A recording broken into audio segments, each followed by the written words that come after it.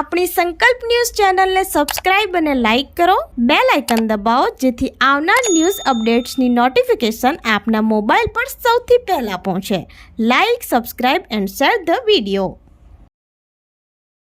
નમસ્કાર દર્શક મિત્રો, હું છું પૂજા ટંડેલ. સંકલ્પ ન્યૂઝમાં આપનું સ્વાગત છે. સમાચારની શરૂઆત કરતા પહેલા એક નજર આજના મુખ્ય સમાચાર ઉપર. રક્ષાબંધન જન્માષ્ટમી પર્વને લઈ ઉમરગામમાં મહિલાઓ માટે રાખડી મટકીઓનું એક્ઝિબિશન માર્કેટ ઊભું કરાયું. મહિલાઓ વિવિધ વ્યવસાયથી એમનામાં રહેલી આવડતને આગળ વધારે છે. હાલ જન્માષ્ટમી અને રક્ષાબંધન તહેવારો નજીક હોય, લોકો ખરીદી કરતા હોય છે, ત્યારે ઉમરગામની બહેનોએ બજાર સાથે બાઠ ભીડી છે. વાર તહેવારે પોતાના ઘરે વેચવામાં આવતી વિવિધ વેરાયટીઓને એક્ઝિબિશન રાખી એક સારું માર્કેટ ઊભું કર્યું છે.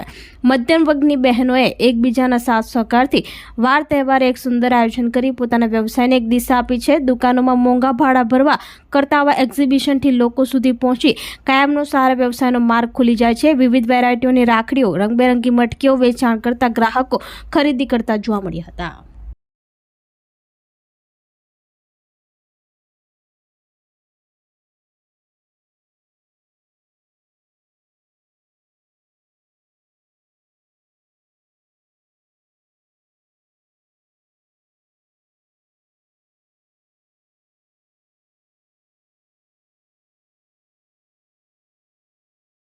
હું બધું જન્માષ્ટમીનું આઈટમ રાખું છું. લાઈક વાઘા છે, ઝૂલા છે, પોશાક છે ને ઘણું બધું આઈટમ છે. સિંહાસન છે, ચોકી છે, શ્રૃંગાર છે કૃષ્ણ ભગવાનનું. આ રીતે બધું આઈટમ રાખીશું. આરતીની થાળી છે, બધી રિઝનેબલ રેટ છે અને બધું નવું જ છે. તો તમે જુઓ છો કે અમે આવી રીતે દર વખતે એક્ઝિબિશન લગાવીએ છીએ. એ વસ્તુ ધ્યાનમાં રાખીને કે હમણાં મોંઘવારી દિવસે દિવસે વધે છે અને લેડીઝ લોકોને આમ તેમ જવાનું તહેવારમાં થોડુંક પોસિબલ નથી કે બોમ્બે જઈએ કે કશે બી.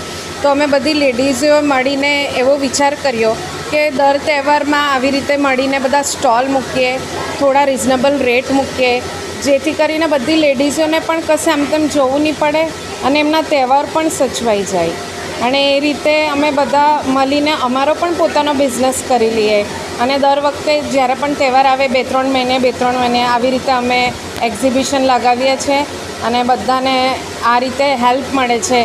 કોઈ બિઝનેસ કરવા માંગતું હોય તો પણ અને જે લેડીઝોએ ખરીદી કરવી પડે એને પણ આ રીતે મદદ મળી જાય છે. સેલવાસમાં જૂની અદાવતને લઈ ધાબા સંચાલકે રસીઓને ચપ્પુ મારતા મામલો પોલીસ મથકે. યુવાનને હાથના ભાગે ચાકુના ઘા લાગતા હોસ્પિટલ ખસેડાયો.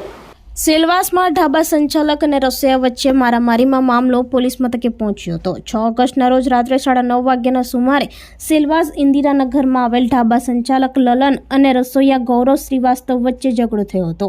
સંચાલક લલન ઉશ્કેરાઈ જઈ ગૌરવ પર ચાકુ વડે હુમલો કરતા ચકચાર મચી જવા પામી હતી. યુવાને હાથ વચ્ચે અટકાવી દેતા તેને ઈજા પહોંચી હતી. ઈજાગ્રસ્ત ગૌરવને 108 એમ્બ્યુલન્સમાં સિવિલ હોસ્પિટલમાં ખસેડવામાં આવ્યો હતો. પોલીસને 112 ઉપર કોલ કરતા માહિતી મળી હતી. તાત્કાલિક પોલીસ ઘટના સ્થળે પહોંચી ધાબા સંચાલકને ઝડપી પાડ્યો હતો. સંચાલક અને ગૌરવ વચ્ચે જૂની અદાવતને લઈ ઝઘડો થયો હોવાનું જાણવા મળ્યું હતું. अरे उधर मतलब नगर पालिका के जो चौकिया था ना, उधर मैं बैठा था. उधर से आया तो बोलता इधर क्यों तू बैठी है. मैं बोली खाना बना के आया हूँ, गर्मी हो रहा है इसके लिए बैठी हूँ. वो लल्ला आया तो बोलते इधर क्यों बैठी है, तेरे को 10 बार मना कि इधर नहीं बैठने का. बोली मैं खाना बना के आ रही हूँ, मेरे को गर्मी हो रहा है इसके लिए मैं थोड़ा बैठा, बाद में मैं चल जाऊँ. बोलता है तू इधर क्यों बैठी, तेरे को इधर नहीं बैठना है, तू इधर बैठती तो मेरा माथा पगला जाता है. तेरे लड़के के चलते ये मतलब दुनिया का कुल मतलब गड़बड़ सड़बड़ बोलने लगा. हम बोलिए ये नगर पालिका का है, आपका थोड़ी कर. बोलते मैं 5,000 का खर्च के लाया हूँ. वो तो मैं दोनों 10,000 का खर्च के लाया हूँ, पैसा दे के लाया हूँ मैं कुर्सी. ऐसा बोलता है लल्ला. वही क्या कला सुधीर नाम है उसका. कुछ नहीं, वो तो नगर पालिका तो कुर्सी रखा, मैं उधर जाके कल बैठ गया. उससे मेरा कुछ रिलेशन नहीं है. मेरा जात का ना पात का नहीं. मम्मी को 2-3 बॉटल मारा. मेरा पानी पीने लेके आया था ना, मेरा भाई आया, मेरे को बोला कि मम्मी के साथ वो झगड़ा कर रहा है ऐसा. तो मैंने गया, मैं उसको बोला कि भाई क्या हो गया. तो वो बोलता है यहाँ पे तेरी मम्मी बैठी है. तो मैंने बोला ठीक है चलो कोई बात नहीं. तो मम्मी को समझा के लेके गया तो मेरा गला पकड़ लिया था यहाँ पे ऐसा. फिर बाद में मैं छुड़वा दिया तो मेरे भाई को पत्थर लेके दौड़ा मारने के लिए ऐसा.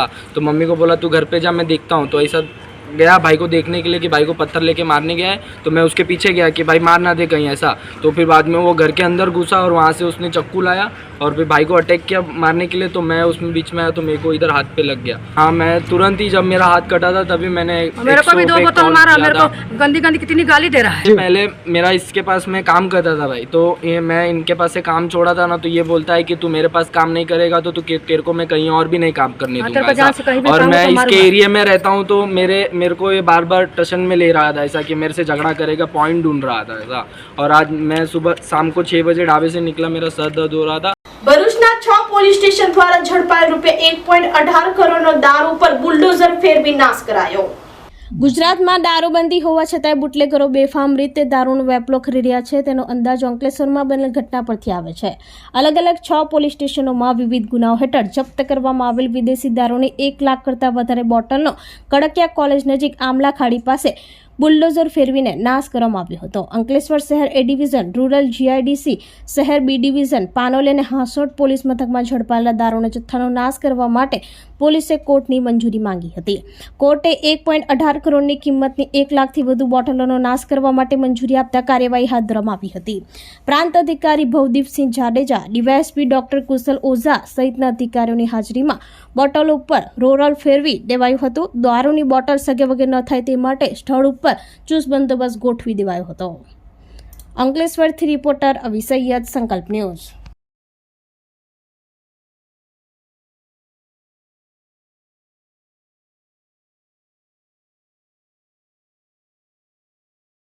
આજરોજ અંકલેશ્વર સબ ડિવિઝનમાં સમાવિષ્ટ 6 પોલીસ સ્ટેશનોનો અંદાજે 1 લાખ બોટલો અને 1 કરોડ 18 લાખનો મુદ્દામાલ નષ્ટ કરવાની કામગીરી ચાલી રહેલ છે, જેમાં DYSP સાહેબ અંકલેશ્વર અને પ્રોહિબિશન અધિકારી સાથે બંને મામલતદાર અને 6 પોલીસ સ્ટેશનના PI હાજર છે અને કામગીરી પૂર્ણ થવાના આવે છે। આજરોજ અંકલેશ્વર પોલીસ ડિવિઝનના લગભગ 6 જેટલા પોલીસ સ્ટેશનના પ્રોહિબિશનના મુદ્દામાલના નષ્ટ કરવાની કાર્યવાહી કરવામાં આવી રહી છે, જેમાં SDM અંકલેશ્વર સાહેબ તથા નશાબંધી અધિકારી સાહેબની હાજરીમાં પંચનામું કરી અને આ તમામ મુદ્દામાલ છે એને નિયમ મુજબ નષ્ટ કરવાની કાર્યવાહી ચાલી રહી છે। વાપી લવાછાના 50 ફૂટ ઊંચી ટાંકીમાં શ્વાન પડી જતા ભારે જહેમતે વર્તમાન સાની ટીમે બચાવ્યો।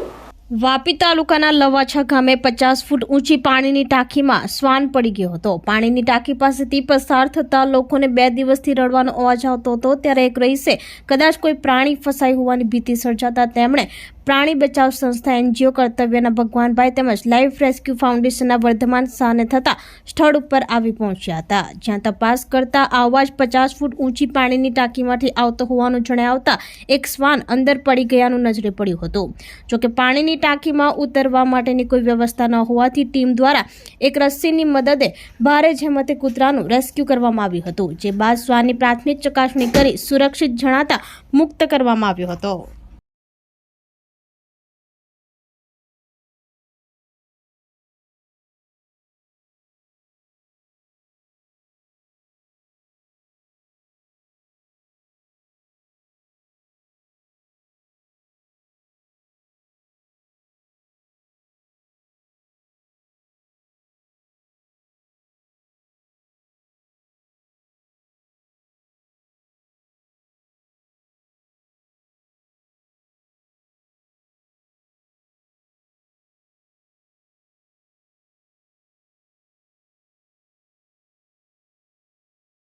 અંકલેશ્વરની રેસિડેન્સીમાં તસ્કરોની પાછળ શ્વાન દોડતા તસ્કરો ભાગ્યના CC કેમેરા સામે આવ્યા।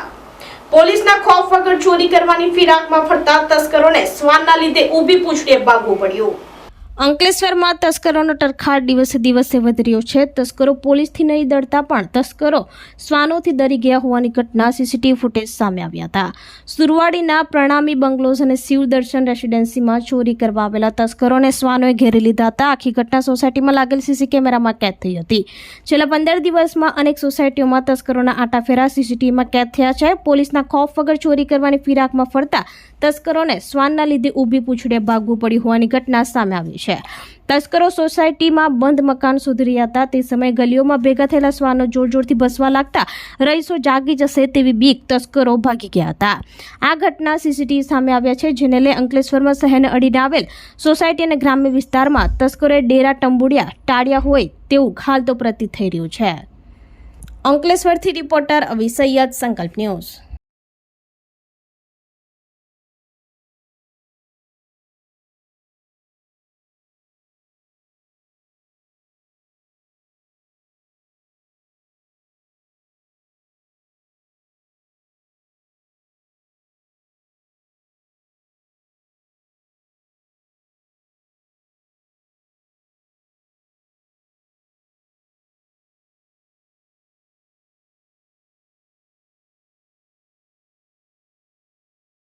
તો આ તાજના સમાચારો, નવા સમાચારો સાથે કાલે ફરી મળીશું. નમસ્કાર.